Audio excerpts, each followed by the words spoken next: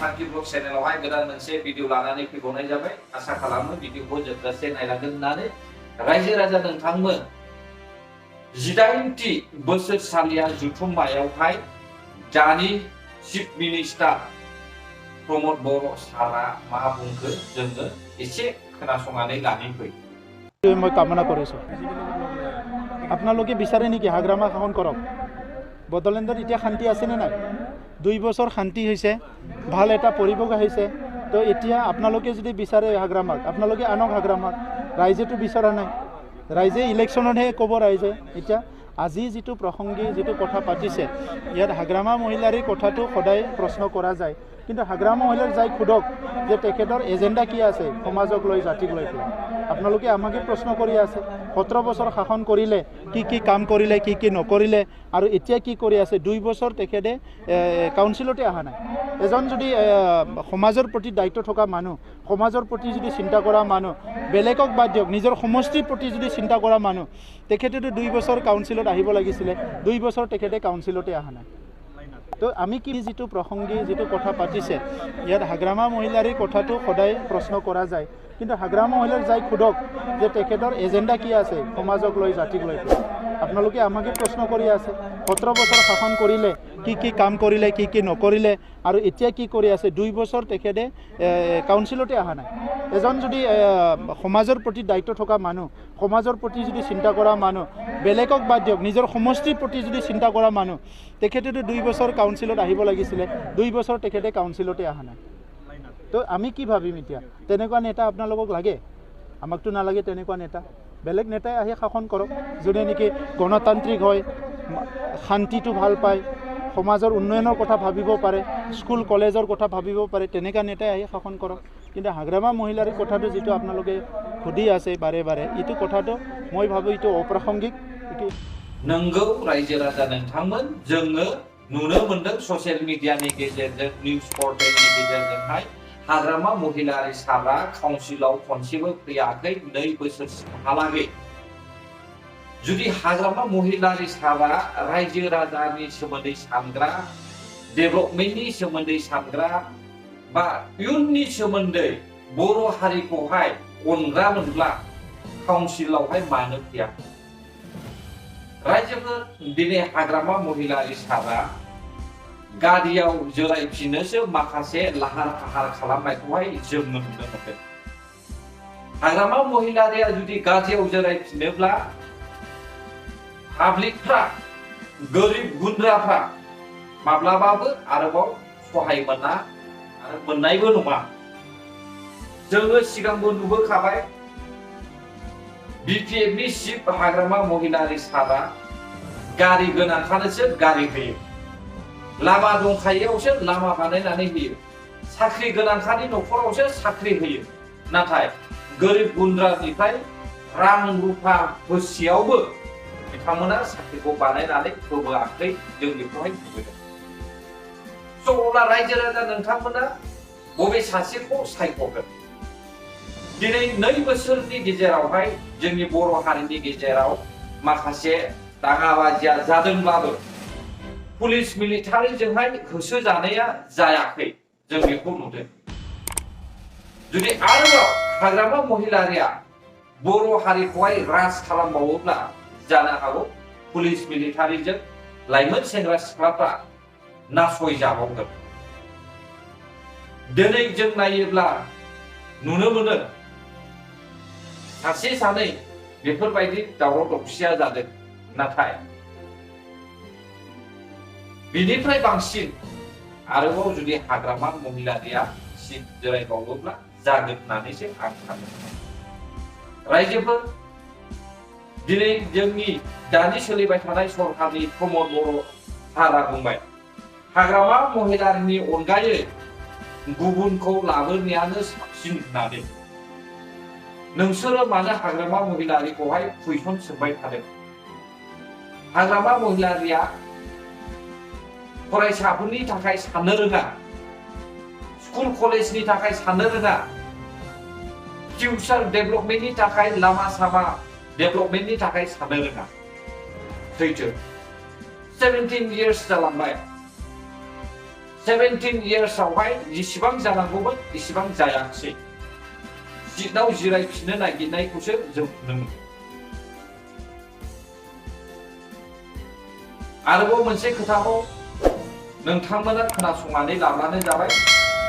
दानि गोदानै जोनोम मोननाय बनसुखौ आबसुनि दैदेनगिरि दिपेन बर'आ मा बुंदों जोङो खोनासंनो। सिगाङाव आङो बुंनो सानाखैमोन आरो बेफोर बाथ्राखौ मिथिनानैबो जों बुंनो गोसो जायाखै। खारन बिथांमोनाबो बर'निनो सासे फिसा आरो बर' हारिनिनो सासे सुबुं। नाथाय बनसु दानाय समाव जाय बेक्तिफोरा रल लादोंमोन, जाय आफादफोरा रल लादोंमोन, बे आफाद आरो बेक्तिफ्रा completely political party, political backing आरो पलिटिकेल प्लेटफर्मनि मानसि। आरो बनसुआबो मोनसे पलिटिकेल माने जि टाफ थायो जेराव माने बिबारखौ गायो, बे पलिटिकेल टाफनि माने गायजानाय मोनसे बिबार। दिनै जों बेखौ बुंनो बाध्य जादों। खारन बिथांमोना जेरावनो सोमावसारनो थाङो, जेरावनो आन्दलननि बाथ्रा बुङो, आबेगिक सेन्टिमेन्ट बाथ्रा बुङो, बे जायगायाव थांनानै दुलाराय बर' फरायसा आफादखौ रायदों बा सोरबा लिडारखौ रायदों। बड'लेण्ड होननाय सोदोबखौ खनसे बुङो, खिन्थु 99% बिथांमोना बबेबा माने एकर्डखौ रायो, बबेबा सुक्तिनि दफाखौ रायो, बबेबा सुक्तिया मोजां जायाखै बेखौसो बुङो। दा बेखायनो बिथांमोना जुदि रियेल आदर्शखौ लानानै सोमावसारग्राबा, बिथांमोना जातीयताबादि जुदि सिन्ताजों सोमावसारग्राबा, सोरखौबा सोंखारिनायनिफ्राय, सोरबा आफादखौ रायनायनिफ्राय गोजानाव थानाया मोजां। आरो आं बे बाथ्राखौबो स्पष्ट बुङो जे बेबायदि आफादा नैबे 6 मास 8 मास बोसोरसेयाव मा मावगोन बेखौ बर' हारिया रावबो मिथिनाय नङा। बेबायदि आफादा टेस्ट खालामनानै टाइम टेस्टेड रिपर्ट कार्ड जुदि होनो गोनांब्ला 10 बोसोरनि उनावसो जों बुजिगोन जे बनसु आफादनि मेन उद्देश्यआ मा। दिनै बिथांमोना जेखि बाथ्रा बुङा, दिनै जेखि स्ल'गान होआ, बे गासैबो दुलाराय बर' फरायसा आफादनि बर' हारिनि सोमावसारनायनि फट'स्टेट कपि बायदि, जेरक्स कपि। खारन बिथांमोना न' बड'लेण्ड न' रेस बुंनाय, डिभाइड आसाम 50-50 बुंनाय, माने बड'फानि मुं लानाय। दिनै बड'फाया बिथांमोननि माने आफादनि दैदेनगिरिबो नङामोन, बिथांमोननि आफादखौ दायाखैमोनबो। बड'फाया जि समाव आफादगिरि जादों, दुलाराय बर' फरायसा आफादखौ सोखावनो नागिरनाय सानैसो दैदेनगिरि उजिदोंमोन, नाथाय बिथांमोना थावरिनो हायाखै। अफकर्स रायजोफोर, बनसुआ बड'लेण्डनि थाखाय सोमावसाराखै। बनसुनि दैदेनगिरिया माखासे गादिनि थाखायसो बड'लेण्डनि नामावहाय ओंखारदों। आंथ' सानो रायजो राजा नोंथांमोन, दिनैहाय बनसुआ बिना पारमिसनावहाय जुदि लामा सामा लाइमोन सेंग्राफोरखौ लानानै बेफोरबायदि हख्रावबायोब्ला, सा साज्रां सिङाव नाङालासे सायावनो ओरैनो देखायोब्ला बर' हारिनि सेंग्रा सिख्लाफ्रा खस्थ' मोनगोन, पुलिस मिलिटारिनि शिकार जानांगोन होननानै आं सानो। जेरैहाय बै 2007-08आवहाय जाबोदोंमोन, बेबायदिनो जागोन। बेनिखायनो कन्ट्रल खालामनानै बनसुजों आबसुजों मोजाङैनो ज' जालायनानै मावोब्लासो बड'लेण्डआ सोमावसारजागोन। आबसुखौ एंगारनानै बनसु हारसिंनो सोमावसारोब्ला बेयो माब्लाबाबो जाया। मानो होनोब्ला बर'नि रायजो राजाफ्रा गोदोनिफ्रायनो आबसुखौ फोथायो।